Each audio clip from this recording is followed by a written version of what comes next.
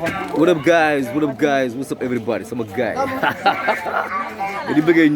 ñëpp before going faster. Allow me to introduce myself again. I go by the name of Malachon and I'm from Senegal, West Africa. Yes, in my town. Jadi ko may ñoom Pape J, Ibrahima Ndaw and so on. Sama subscribers, you know what I'm saying? Nena Diallo moom mi ngi toog. Nena Diallo gars yi xam lu ñu wax. Nena Diallo moom xaar du feeñ mukk man nag du ma ko wane dañu dégg baat bi rek. Man du ma ko wane loolu lañ may laaj chaque jour.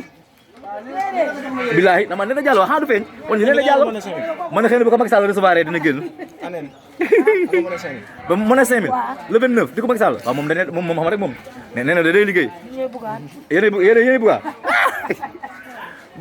buga jëli bon sama gars yi tey li may wax mooy je vais parler de Youssou Ndour laay wax tey wax si Youssou Ndour parce que cat dafa mees nit moom tant que yaa ngi dund même boo defoon lu baax mu ngi xëy rek sa benn bu bon yàq lépp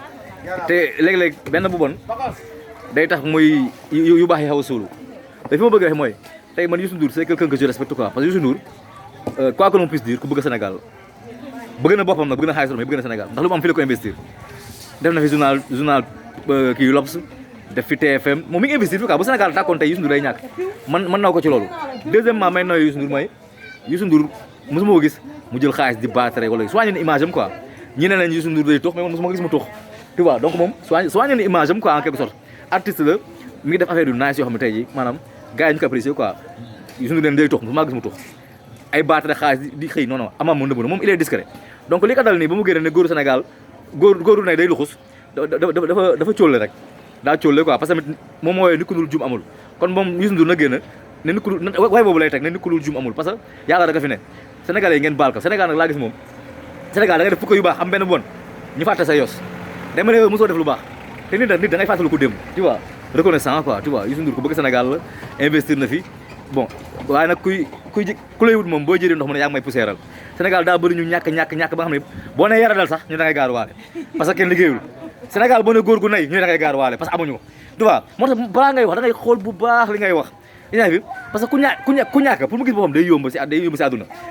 bilaay boo ne Sénégal nga toog fi naan yara dal ki nga dendal ba amul liggéey bu yore paaka dara kay jëm parce que moom ngay xool bu yàlla xam ne waxoo moom sax xamul la moo tax boo nekkee porte de voix da nga xool bu baax li ngay wax parce que xam ne tey jii du Youssou Ndour buy wax du Zal Gaye buy wax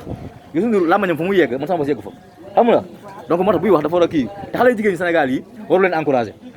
man d'accord naa tey jii mu ne góoru Sénégal dañoo nay duñu maye waaye tamit mu ne jigéen ñi boo leen bëggee góor gu leen defal ngeen téye seen bopp bàyyi mbaraan bi te dund dëgg waaye jigéen boo xam ne am na 6 far jaay ko du yëngal bi da koy doxaan téyër bi da koy doxaan jaay ko du yàpp bi ak mayga bi su xiifee ak faru play booyam kooku kay góor da ngay nay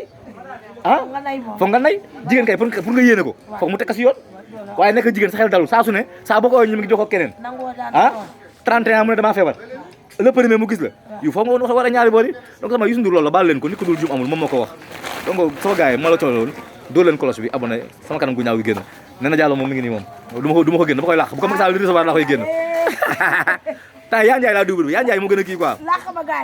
nee na moom xool